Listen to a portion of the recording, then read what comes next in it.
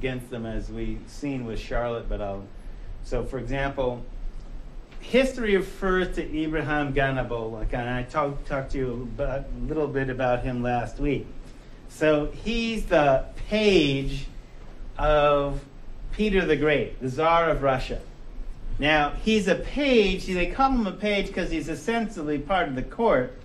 And then he got sent to French military school, which is not something you do with a slave, but he's at court. So unless you're going to parade him around naked, you have to give him civilized values and kind of keep him around like he's, there's no gentle way to say this. There are some folks that were basically kept around like pets, right? Essentially within this context. And I'll be talking about another one that happened shortly, I think. So the idea is not only the European colonial powers are not only doing chattel slavery, but the black Africans that live among them, some live in a condition which is kind of like being a high-priced pet, and some are citizens, but also advisors to kings and queens. So Angelo Solomon was one such. Now, had friends in Europe that basically had sent me this reference. He was in Vienna. So this is the Vienna Museum last summer. An African in Vienna, Angelo Solomon, September 2011. So he was born in present-day northeast Nigeria, or northern Cameroon. He died on November 21st in Vienna. Taken to Europe as a slave, he was freed and achieved prominence in Viennese society and Freemasonry. Probably belonged to the Kanuri ethnic group. His original name, Madi Make, is linked to a princely class in Sokoto state in modern Nigeria. He was taken captive as a kid and arrived in Marseille as a slave, eventually transferring to the household of a Marchioness in Messina who oversaw his education. Out of affection for another servant in the household, Angelina, he adopted the name Angelo and chose to celebrate September 11th, his baptismal day, as his birthday. After repeated requests, he was given as a gift to Prince George Christian, First von Lobkowitz, the imperial governor of Sicily. He became the prince's valet and traveling companion, accompanying him on military campaigns throughout Europe, and reportedly saving his life on one occasion, a pivotal event responsible for his social ascension.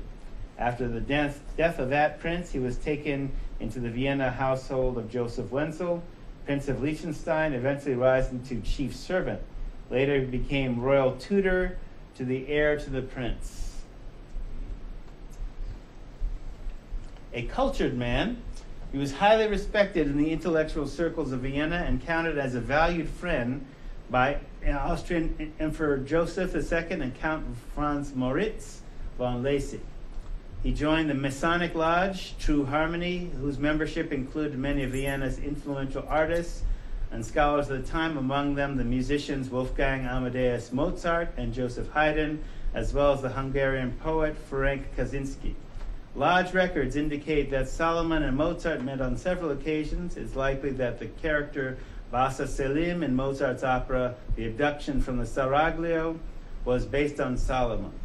Eventually, becoming the Grand Master of that lodge, Solomon helped to change its ritual to include scholarly elements.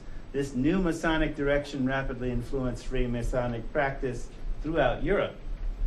During his lifetime, he was regarded as a model of the assimilation and perfectibility of Africans.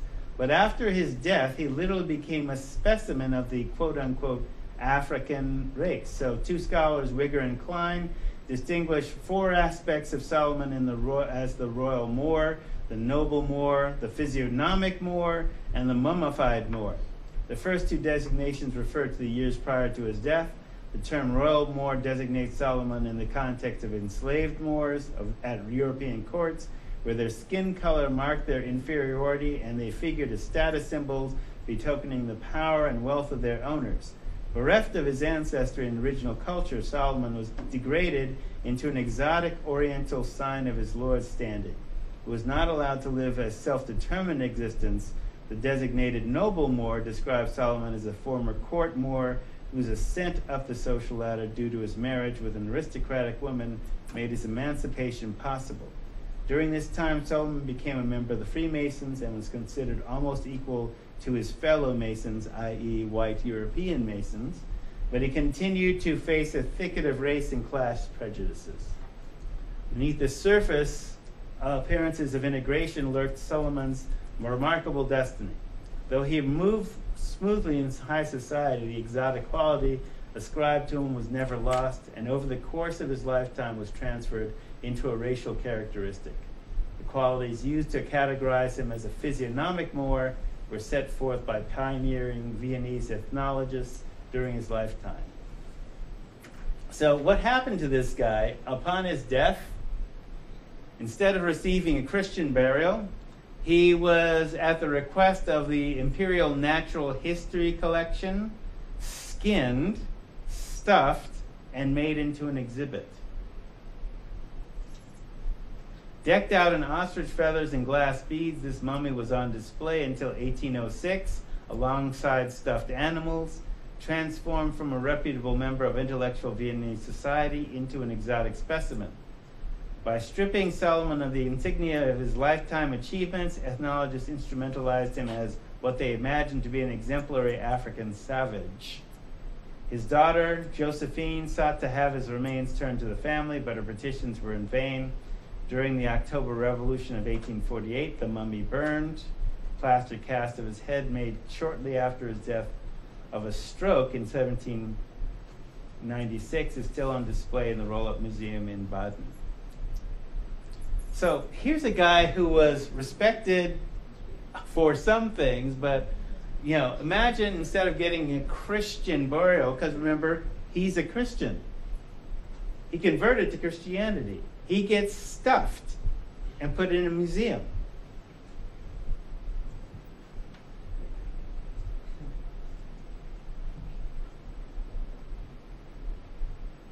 So I'll leave that up. So when we talk about, someone asked me for proof about Beethoven. So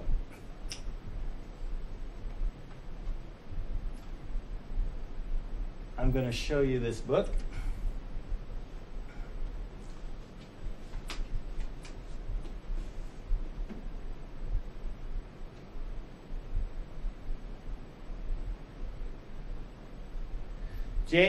Well, actually, I'll just show it this way. Here. J.A. Rogers, Sex and Race. This is volume 3. Now, I told you about Rogers, yes? You call this? Yeah. Okay. Amateur historian in the sense that he's not connected with a university, so he's doing this on his own, traveling back and forth to basically get this evidence.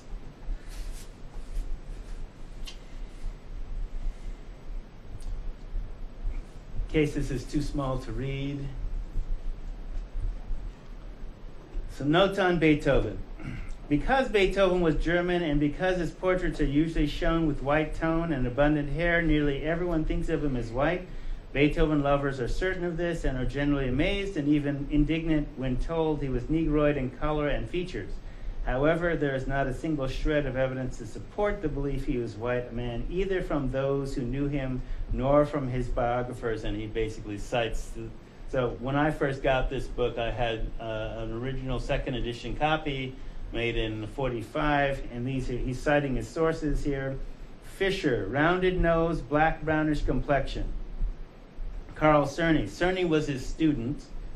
His beard, he had not shaven for several days, made the lower part of his already brown face still darker. Beethoven impressions of his contemporaries arranged by Ostersonek, 1926. Grillparzer, dark. Bettina Ben Arnhem, brown. Dark red, hair bristly, red and brown. Schindler, brownish. The only one of Beethoven's contemporaries who describes him as being as a color that might be interpreted as white was Sir Julius Benedict, who said he was very red. Benedict, however, wrote his impressions more than 20 years after he'd seen Beethoven once. Beethoven's face had a ruddy tint, which was accentuated by his walks in the open air. I've seen mulattoes with this ruddy complexion, which in winter could be called very red. So Max Byron, Swarthy, A Day with Beethoven from 1927. The word swarthy comes from the Anglo-Saxon swert, black. The word in various forms has the same meaning in several North European languages as in the German Schwarz. Let's see. Andrew Alexander Wheelock Fair, of his description of Beethoven, cites the following story from André de Hevesy, another of Beethoven's biographers, who had it from Carpani. This story is about Haydn, Beethoven's teacher. Everyone knows the incident at Kismarten or Eisenstadt, the residence of Prince Esterhazy, on his birthday. In the middle of the first allegro of Haydn's symphony, His Highness asked the name of the author. He was brought forward. "What?" exclaimed the prince. "The music is by this blackamoor? Well, my fine blackamoor, henceforth thou art in my service. What is thy name?" "Joseph Haydn." Beethoven the Man, page 27 through 8, 1927. Carpani says of this that Haydn's color gave strong reason for the prince's remark, and that Haydn was thereafter called the Moor. As late as the last century, the word Moor was used to describe Negroes in all the countries of Western Europe. Shakespeare uses the words Moor and Negro synonymously in The Merchant of Venice. In Germany, the word Negro was called Moor. In France, Mar or Moor. In Sweden, Morian, etc. Fair, by his way of illustrating how dark and Negroid Beethoven was used the above-mentioned incident concerning Haydn, and adds that Beethoven had even more of the Moor in his features than his master, that is, Haydn. He adds that Beethoven's nose, too, was rather broad and decidedly flattened. Picture's worth 1,000 words. This is a life mask of Beethoven, cast 10 years before his death in wax. Notice the nose. Notice the lips. Notice the hairline.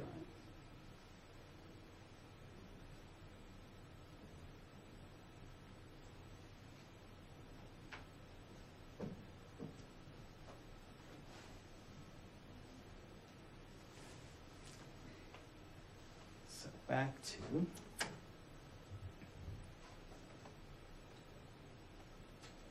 So no, basically this just recaps what I just read. So probably not an issue. His race wasn't so much at issue, but when you talk about terms like Moor and mulatto, so Princess Charlotte, and later Queen Charlotte's personal physician described her as having a true mulatto face. Mulatto is a Portuguese slaver term referring to a first-generation black-white mix. Now, Thomas Jefferson added refinements to the mixed race concept and created quadroon, octoroon, and one drop 1/64th. Now, that is to say that you're still black even if you have 1/64th blood in you, African blood in you. This concept was also applied to Native Americans, basically 1/8 to 1/16th, and also Native Hawaiians 1/2.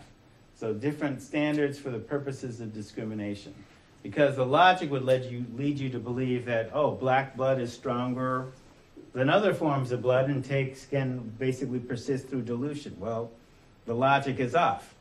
No one ever defines themselves as a people using fractions.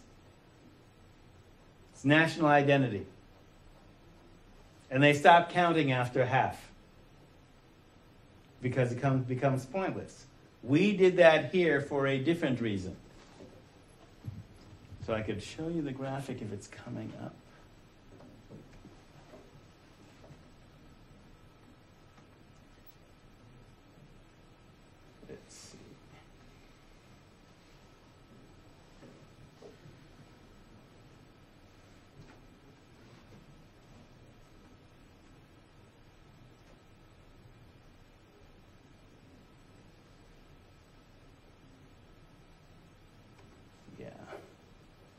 jump to here.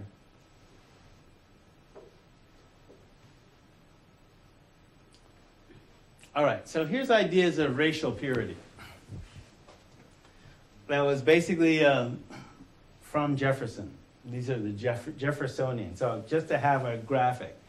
So the ideas of quote-unquote racial purity. So blood quantum is what this is called. Also, there are other terms like blood thinning, half-breed. So applied to Africans on the right. So 1/64th to deny equal access by law and custom. So if we, for beginners, if this is the first time you've been exposed to the concept and wonder where it came from. So remember I told you that when Africans enslaved Europeans to raise quarter horses, they needed to be able to explain what a quarter is. Okay? The quarter is in their mathematics, but in order to train slaves to breed horses, you have to, this is a quarter. So 3 of these, 1 of these, and then you get your quarter horse after 2 generations, roughly, right? If you're tracking the breeding. But nobody applied, the Africans themselves didn't apply it to people. Because after, well, your mom's one thing, your mom's Greek, your father's Libyan, you're Libyan and Greek, whatever color you are is whatever color you are, because those are the combinations that come up anyway. Africans actually have albinos popping up with the same rate as anyone else, so they don't necessarily trip on skin color. But in the British colonies, particularly with when we start creating the concept of whiteness, then you have to say what white is. And so when the Klan says red-blooded American, well, everybody has red blood, so we're going to only admit people to the Klan that can demonstrate that they're pure and from a group that hasn't experienced race mixing. So we're not going to do Italians. We're not going to do these other folks. You have to be white Anglo-Saxon Protestant. Well, when we get to the founding of the Klan, we'll talk about that. These notions of racial purity, mutts, Heinz 57, they come from this concept of blood quantum that is racial purity. So biologically, we're the same race, human, with different variations, that's all. So applied to Africans, 1/64th to deny equal access by law and custom. So the following chart assumes only one purebred, which is an interesting concept anyway, but purebred per generation. So half to one parent, black, mulatto, first generation, half is called mulatto among blacks, and among Native Americans, either half-breed or the Lakota word Ayeska. Ayeska can be a term of disrespect. Ayeska originally in Lakota meant traitor. Not traitor like you betrayed somebody, but you're the kid of one of the French traders that made contact with the Lakota. 1/4. So one of your grandparents was full blood. So in blacks, it was referred to as quadroon, which is a Jeffersonian term. 1/8 great-grandparents, one out of your great-grandparents. So the federal Indian cutoff, basically about 1/8. Black octoroon. 1/16th to 1/32nd, the Cherokee cutoff. 1/32nd, one of your great-great-great-grandparents, and then 1/64th, great-great-great-great-grandparents, so the 1-drop rule, which is the minimum Southern qualification to be black. So if one of your ancestors was black, you were still black, according to Southern, which basically came out of Jeffersonian Virginia, which is part of the South, slave owner, right? So different rules. So, is black blood stronger than native blood? No. The game is different. And the game is this. We're going to deny blacks rights, voting rights, etc., as far as possible. Multiple generations. That's the goal. With Indians, we're trying to get rid of them within 2 or 3 generations. So if we legally define what it means to be an Indian, boom, you're gone. after 2 generations. Generation being about 20 years. 2 to 3 generations, you're not Indian anymore. With Hawaiians, they basically said, oh, well, you can't have no rights to land if you're half, beyond half.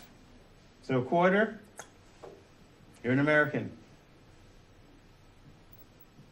So these concepts, where they came from, is essentially, they're essentially fictional.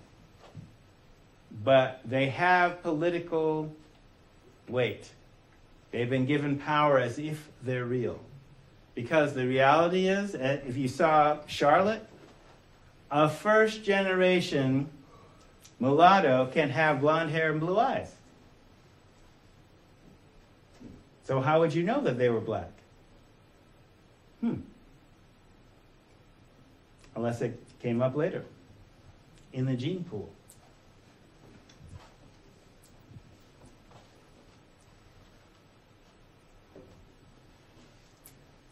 A powerful meme, especially since now that you have these ideas. So here's how it gets translated within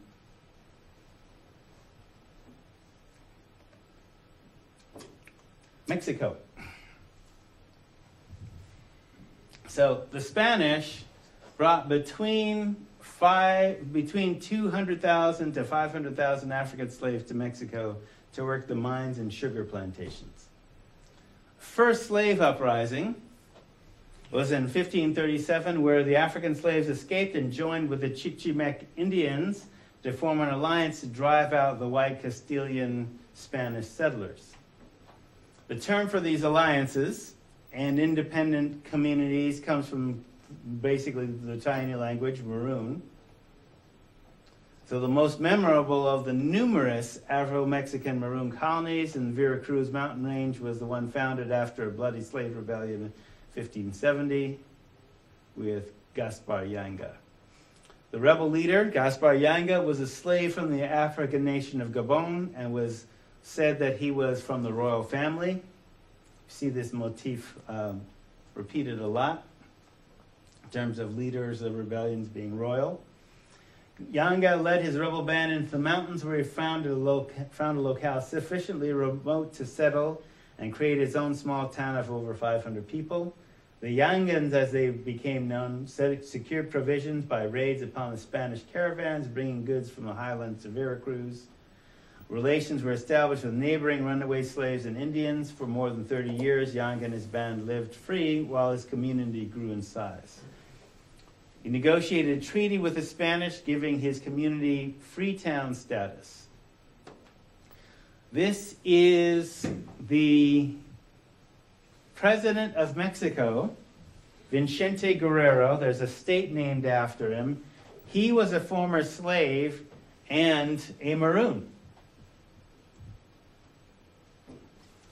So Mexico actually had a black president before America, freed the slaves before America, and in fact, runaway slaves from America would run into Mexico and be free.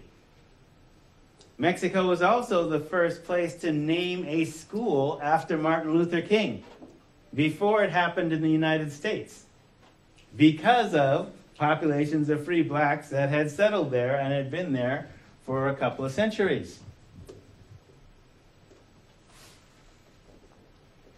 So according to Rogers, Vicente Guerrero, Mexico's second president, was a black Indian and former slave.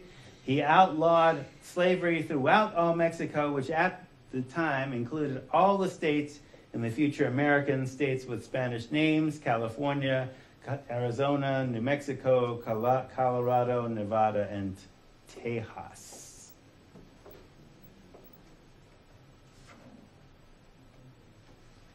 Born in 1782, died in political murder in 1831. He was commander-in-chief of the Mexican Army during the last 3 years of the 1810 to 1821 War for Independence from Spain. He was a member of the three-person junta that ruled Mexico for part of 1823 to 24, was president 1829 into early 1830. He was raised in a traditional indigenous barrio of Tixla, state of Guerrero. His ability to speak indigenous languages helped him politically push a broad Moreño, that is, notice the more in there, Moreño, dark-skinned majority rule for his nation. His political philosophy was capitalized in a speech he made just after assuming the presidency. He said in part, "The administration is obliged to procure the widest possible benefits and apply them from the palace of the rich to the wooden shack of the humble laborer. If one can succeed in spreading the guarantees of the individual, if equality before the law destroys the efforts of power and of gold, if the highest title between us is that of citizen, if the rewards we bestow are exclusively for talent and virtue, we have a republic, and she will be conserved by the universal suffrage of a people solid, free, and happy.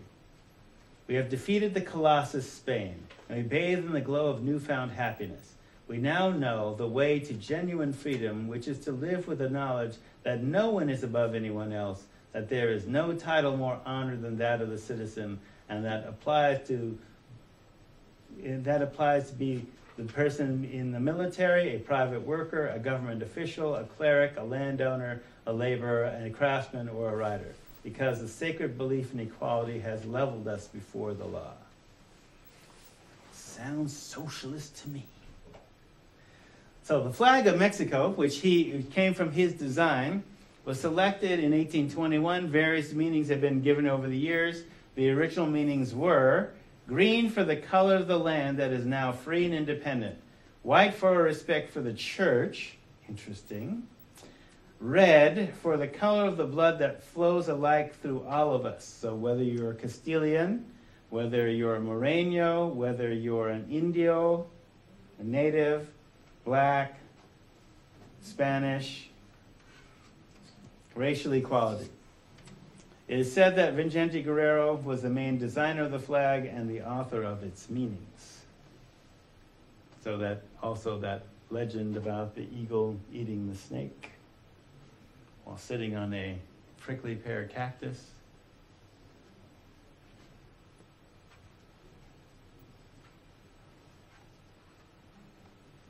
So, Mexica Tawe means all my relations in Aztec. So, Mexico is derived from Mexica. So, after Guerrero's murder, Mexico went to war with America, according to J.A. Rogers, over the issue of slavery. Now, white Americans had brought black slaves into Texas, which was then part of Mexico. Guerrero's actions freed those slaves. The slave owners went to the U.S. government. So before Amistad, and this is the interesting thing that why I kind of didn't like the Steven Spielberg's portrayal of Amistad, and particularly John Quincy Adams, is in the movie he says that he has no interest in slavery. But 3 years before the Amistad, when Mexico achieved independence, slavery continued in other Spanish colonies like Cuba, where the Amistad cargo was brought originally. 3 years before the Amistad affair, former President John Quincy Adams denounced this Texas slaveholders' petition in Congress, on the floor of Congress, as not promoting freedom for Texans as much as protecting slavery. Now, what happened is, since Texas was still part of Mexico, no one was actually leading raids, military raids to free the slaves from Texas slave owners. It's just that slavery itself was illegal, because that was still part of Mexico. So when they petitioned the government to basically go to war against Mexico, as John Quincy Adams says, no, this is not about freedom. This is about protecting